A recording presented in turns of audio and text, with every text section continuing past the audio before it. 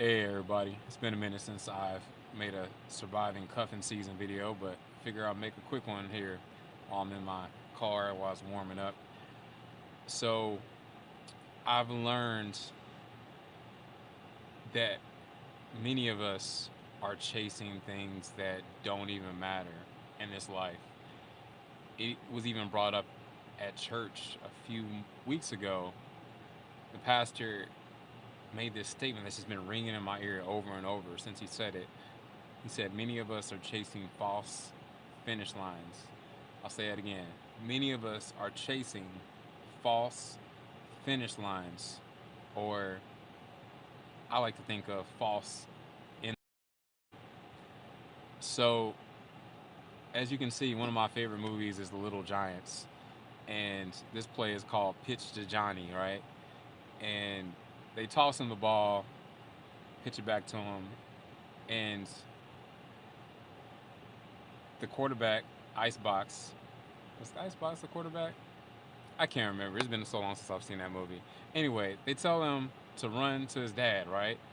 Now everybody in the stands is, except for everybody on his team, thinks that he's running.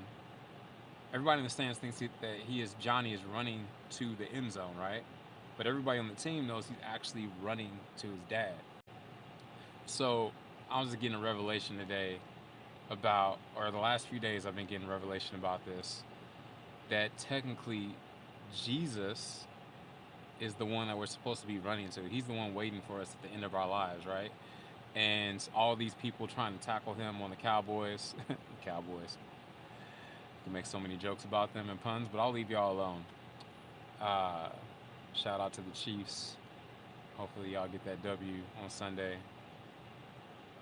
I'm kind of torn because I'm not really a Chiefs fan. I grew up a Rams fan. Anyway, that's beside the point.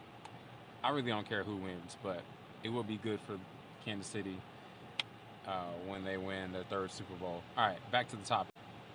So all these guys trying to tackle little Johnny here, and I like to think of them as all of the trials, tribulations, and things you deal with in this life, right? That are trying to bring you down. Meanwhile, Jesus and everybody, the great cloud of witnesses in the stands, is cheering us on as we run to the end zone. But we're not. And then this end zone, this line, right? The world will tell you this is the goal, right? They'll tell you once you get the great spouse, the super bountiful spouse, or whatever, the perfect spouse, the great career, you make all the money, the success, and the fame, and the followers, and whatever it is, right? They will tell you this is the goal in life, to keep crossing that end zone. But at the end of the day, when it's all said and done, in the grand scheme of eternity, Jesus, our Father in heaven, that's who we should be running to. So, anyway, for those of y'all have never seen Little Giants, I encourage you to go watch it. It's a great, lighthearted, fun movie, family friendly, and when you watch it, look out for this scene where I believe his name was Johnny. Little Johnny runs to his daddy while everybody thinks he's running toward the end zone. So, now what does that have to do with surviving cuffing season? I'll tell you. I have realized through some conversations with some ladies lately that are like lady friends that I've been piecing together a wife through different women friends. As they're able, they're emotionally available or have the time to talk to me, I'll let them reach out to me or I might reach out to them.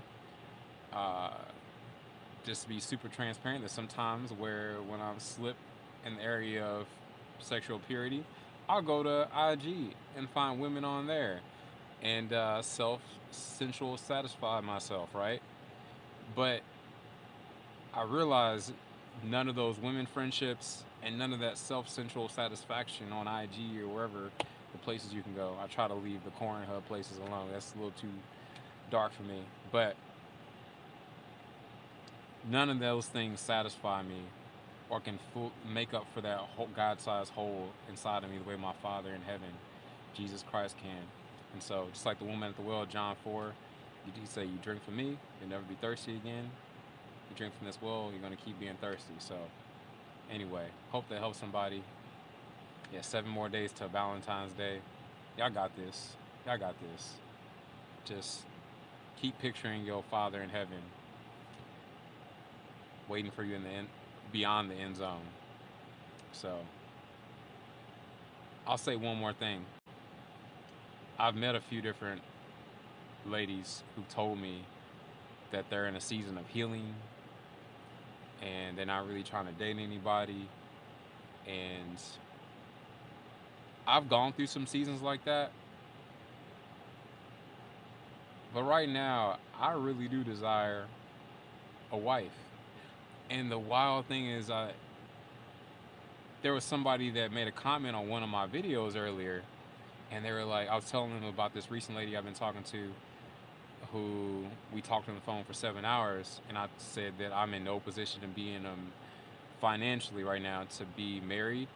And then she was like, "Why are you talking to them for 7 hours then?" And I think I might have said something about I'm not just financially, I'm not in a position to be married in a relationship, but also there's a lot of healing that I know still needs to take place in me, right? Uh, Personally, and in some of my relationships, even with my children, and even with my former wife, even though she's remarried, there's some healing that needs to take place in that, right? And just healing and restoration everywhere. I was talking to this other lady last night, and she was telling me she's married, right? Some of y'all are like, why are you talking to a married woman? That's a good question. I'm. That's a really good question. I'm realizing that relationship, I got to be real careful and have some strict boundaries with that. It's more of a business relationship right now, and I'm gonna have to have some hard conversations with this lady about that too, just to be careful so we don't slip and fall. She's a Christian woman, and but she was just telling me that if she had waited for her husband to have all his stuff together, then she wouldn't be married right now. And that she's seen God move in his life and seen improvements in him. And it was encouraging me because I've been thinking about that. Maybe I do need, like, Lord, I'm open to whatever spouse you want to place in my life. And when I see her, I'll know. There was one that would have been a great wife, and I let her go. But it happened the way it was supposed to happen because now she's with a great guy. She's about to get married.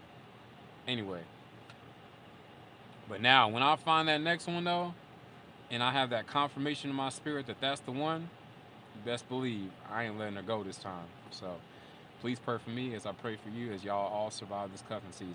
God bless. And I know it's kind of all over the place in this video, but hopefully some of the things I said help someone.